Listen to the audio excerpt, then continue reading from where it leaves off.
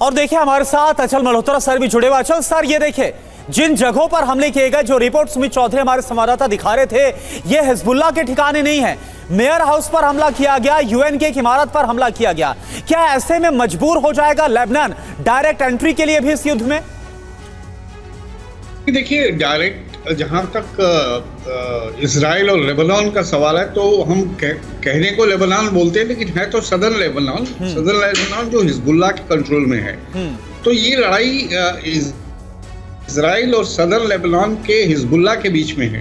Hamas दूसरी तरफ है, हूती वाले जो हैं वो पानी के रास्ते से उनकी मदद कर रहे हैं। कुल मिला के 3 नॉन स्टेट एक्टर्स हैं, हमास, हिजबुल्लाह और हूती, जो ईरान के साथ उनके लिंक जुड़े हुए हैं। तो आप ये कहना कि लेबनान की इसमें एंट्री हो जाएगी, लेबनान की एंट्री से हमारा क्या मतलब है? लेबनान में सदर्न लेबनान तक ही रहा है आज तक, ये सीमित वहीं सीमित रहेगा और हिजबुल्लाह ही लड़ेगा इसके। मुझे नहीं लगता कि मेनलैंड लेबनान से इसकी जो है वो होगी। हाँ, यूएन और ये सब चीजें हैं, इसके लिए हल्ला मचेगा, इजराइल के ऊपर एक्शन लेने की बात होगी। इससे पहले भी हो चुका है इंटरनेशनल। नहीं, अच्छा सर, ये सवाल इसलिए मैंने आपसे पूछा क्योंकि अभी हाल ही में एक जो बयान था वो लेबनान के विदेश मंत्री का भी सामने आया था। उन्होंने कहा था कि जिस तरह से इजराइल के हमले हो रहे हैं, हम शांत नहीं बैठने वाले।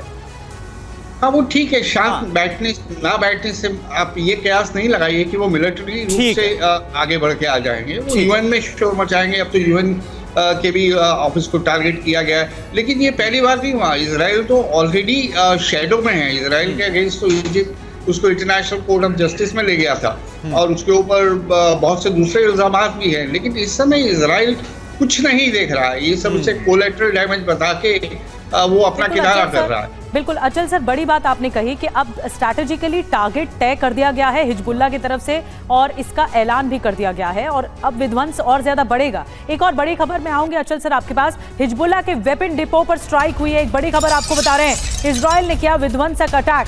देखिए, एक के बाद एक अटैक हो रहा है, पलटवार हो रहा है। अब इजराइल की तरफ से भी ये पलड़ा भारी नजर आ रहा है कि वो एक के बाद एक अटैक कर रहा है इसी साउथ लेबनान पर, जो कि कब्जे में है हिजबुल्लाह के। और देखिए एक और बड़ी खबर, इजरायली डिफेंस फोर्स के हमले में 2 हिजबुल्लाह के लड़ाके ढेर हुए हैं। लेबनान के तबनत रोड पर हमले में मारे गए ये 2 हिजबुल्लाह के लड़ाके। तस्वीर हम आपको दिखा रहे हैं। जिस्र अल खरदली इलाके में इस स्ट्राइक को अंजाम दिया गया। तो ये तस्वीर इस वक्त हम आपको दिखा रहे हैं साउथ लेबनान की। एक और तस्वीर आपके सामने, जहां लेबनान के तबनत रोड पर यह हमला हुआ और इस हमले में 2 हिजबुल्लाह के लड़ाके मारे गए हैं, जो खबर है। और तस्वीर भी उस हमले के बाद के वहां के हालात क्या बने वो आपको दिखा रहे हैं।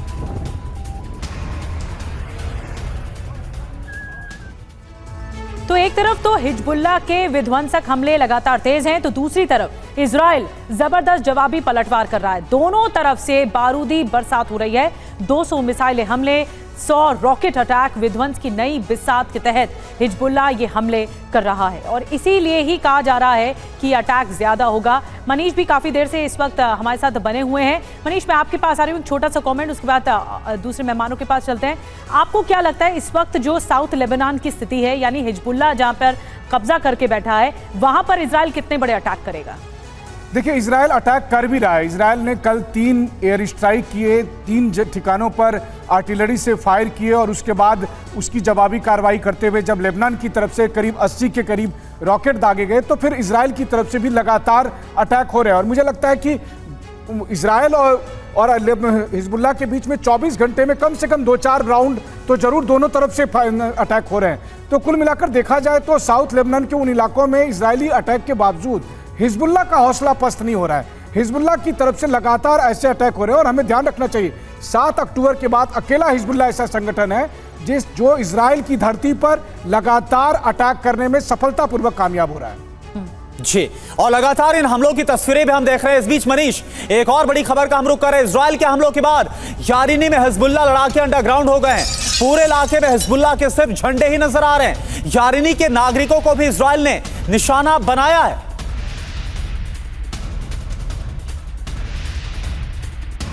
हम इस समय यारीनी में हैं और मैं आपको ये बता रहा था कि इस समय के घोस्ट टाउन कैसे हैं। देखिए, हालांकि हम बहुत ज़्यादा अभी सेंसिटिव एरिया में है, बहुत इंपॉर्टेंट है। लगातार मैं फाइटर एयरक्राफ्ट की आवाज़ सुन पा रहा हूँ। और वो देखिए, वो है इजराइल का एरिया। निशान जरा दिखाइए, वो इजराइल का एरिया जहाँ से लगातार फायर चल रहा है। और ये बिल्कुल सामने का यारीनी इलाका, खुला बॉर्डर है, आप देख सकते हैं, पूरा खुला इलाका है, बहुत संवेदनशील है। निशान थोड़ा सा इधर आ जाए, क्योंकि कहते हैं कि कई बार वो सिविलियंस को टारगेट कर देता है ये समझ के कि शायद ये हिजबुल्लाह के लोग हो सकते हैं। और देखिए, चारों तरफ आपको सिर्फ और सिर्फ घर खाली मिलेंगे, कोई शख्स यहाँ पर मौजूद नहीं है। लगातार यहाँ पर बड़े बड़े घर आपको दिखेंगे, खाली है, लेकिन सब कुछ खाली है यहाँ पर, स्कूल, कॉलेजेस, जो भी चीज़ें हैं। और वो पूरा इलाका अगर आप देखें, वो बिल्डिंग जो ऊपर देख रहे हैं आप, वो पूरा का पूरा इजराइल का इलाका है जहाँ से लगातार बम्बारमेंट की जा रही है। और अभी यारीनी बहुत इंपॉर्टेंट भी है, क्योंकि इन आखिरी गाँव से ही लगातार आर्टिलरी से अटैक किया जा रहा है। कहा यह भी गया कि हिजबुल्लाह ने इन्हीं जगहों के ऊपर अपनी आर्टिलरी छुपाई हुई है और रह रहकर यहाँ से अटैक किया जा रहा है। और इजराइल इन इलाकों को पूरी तरीके से बर्बाद कर देना चाहता है, 5 किलोमीटर के वैक्यूम को क्रिएट करना चाहता है, ताकि इन इलाकों से किसी भी तरीके से वो हिजबुल्लाह को ख़त्म कर दे। और ये इलाके इस समय सबसे बड़े सेंसिटिव जोन भी है। सुमित की आपने रिपोर्ट देखी यारीनी गांव से, जो कि आखिरी गांव बताया जाता है लेबनान का, साउथ लेबनान का। और ईरान का बहुत बड़ा दावा इस बीच आपको बता दें, बड़ी खबर एक और आ रही है, युद्ध हार रहा है इजराइल। ईरान का कहना है एक्सेस ऑफ रेजिस्टेंस को बढ़त मिल रही है। ये दावा ईरान के कार्यवाहक विदेश मंत्री कानी ने किया है।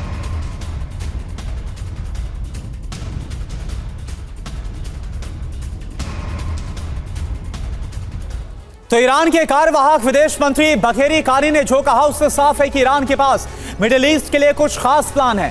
2 बड़े दावे कानी ने अपने इंटरव्यू में किए। पहला दावा क्या है कि वेस्ट एशिया में इजराइल जंग हार रहा है, और दूसरा दावा यह कि एक्सेस ऑफ रेजिस्टेंस को लगातार बढ़त मिल रही है। और आपको बता दें कि एक्सेस ऑफ रेजिस्टेंस ईरान के प्रॉक्सी गुटों का एक समूह है जो ईरान के इशारों पर खून की नदियां बहाने से पीछे नहीं हटता। एक्सेस ऑफ रेजिस्टेंस में जो देश शामिल हैं उनमें इराक है, लेबनान है, सीरिया है और यमन भी शामिल है। साथ ही चीन और रूस को अपना अच्छा दोस्त जताते हुए भी संदेश देने की कोशिश की जा रही है। त्रिपाठी सर, आप जो देख रहे हैं, क्योंकि क्या ये संदेश देने की कोशिश है कि ईरान, इराक, सीरिया, यमन, ये सब देश साथ में आ जाए और एक साथ मिलकर अटैक करें ताकि अमेरिका को मैसेज जाए? देखिए निधि, ये जो ईरान ने कहा है एक्सेस ऑफ रेजिस्टेंस, ये ईरान ने ही बनाया है और इसमें देश के जो सरकार हैं वो शामिल नहीं है।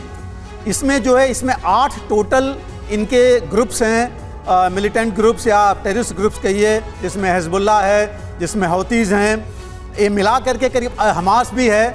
8 ग्रुप्स हैं जो शामिल हैं और अभी जो है सब सामने नहीं आए हैं। हाँ, हमास के साथ लड़ाई ज़रूर जारी है। हमास के साथ ही फ़िलिस्तीन के तकरीबन 4 ग्रुप्स और हैं जो वहाँ पर हैं। जहाँ तक हिजबुल्लाह का सवाल है, उसके साथ अब जाकर के एक और ग्रुप आया है जो लेबनीज रेसिस्टेंस ब्रिगेड है, जिसने भी कुछ फायरिंग की है। तो ये लोग अभी तक इजराइल के ऊपर कुछ न कब्जा कर पाए हैं, न उसको हरा पाए हैं। ये जरूर है कि इजराइल स्ट्रेच हो गया है तकरीबन 100 किलोमीटर के इलाके में, गाजा में पूरा का पूरा। और ये 3 फ्रंट अब खुल गए हैं, हौतीज के साथ, इधर जो है हिजबुल्लाह के साथ। लेकिन हमें ध्यान देने की बात है कि इसमें ईरान जो है कुछ गेन नहीं किया है उसने, क्योंकि उसने इजराइल के ऊपर अपने मिसाइल दा करके देख लिया कि उसको जवाब मिला। उसको जो है उसके बाद कोई और एक्शन नहीं कर पाया। ठीक है, सपोर्ट जो जरूर दे रहा है। हाँ। और जो आपने बताया एक्सेस ऑफ रेजिस्टेंस का एम है, ईरान ने अभी बोला था पिछले महीने कि हम मिल करके इजराइल को दुनिया के नक्शे से मिटा देंगे। ठीक है, बिल्कुल त्रिपाठी सर। और सवाल यह भी कि क्या ये जो ईरान का बयान है वो इजराइल पर एक साइकोलॉजिकल प्रेशर बनाने की रणनीति भी है क्या? सर, एक और खबर का रुख है, ईरान के पास अमेरिका की ड्रिल ईगल पार्टनर 2024 नाम से इस एक्सरसाइज को अंजाम दिया जा रहा है। आर्मेनिया के येरेवन में साझा सैन्य अभ्यास की तस्वीर आप देखिए। और एक और बड़ी खबर, अल कुद्स के लड़ाकों का वीडियो सामने आया है। हमला करते दिखे अल कुद्स के लड़ाके। ईरान का प्रॉक्सी संगठन है अल कुद्स और इन्हीं लड़ाकों का ये वीडियो सामने आया है। हमला करते दिख रहे हैं ये लड़ाके।